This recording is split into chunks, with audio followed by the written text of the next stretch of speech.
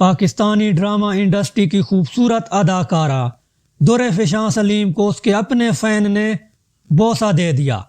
Social media پر بوسے کی video viral ہو گئی۔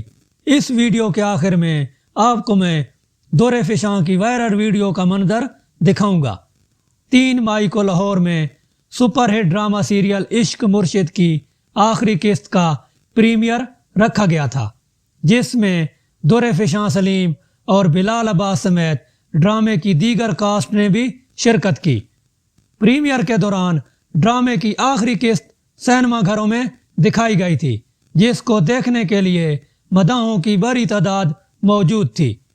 مداح نہ صرف عشق مرشد کی آخری قسط دیکھنے آئے تھے، بلکہ وہ ڈرامے کے مرکزی کردار در فشاں سلیم اور بلال عباس سے بھی ملنا چاہتے تھے۔ اس موقع پر در فشاں سلیم اور بلال عباس نے مداحوں کے ساتھ سیلفیاں لیں۔ اسی دوران ایک خاتون فین نے در فشاں سلیم کے ساتھ سیلفی لیتے ہوئے اداکارہ کے گال پر بوسہ دے دیا۔ اس دوران در فشاں سلیم چونک گئی اور خاتون فین کو خود سے دور کرتی ہیں اور انہیں ایسا کرنے سے منع کرتی ہیں۔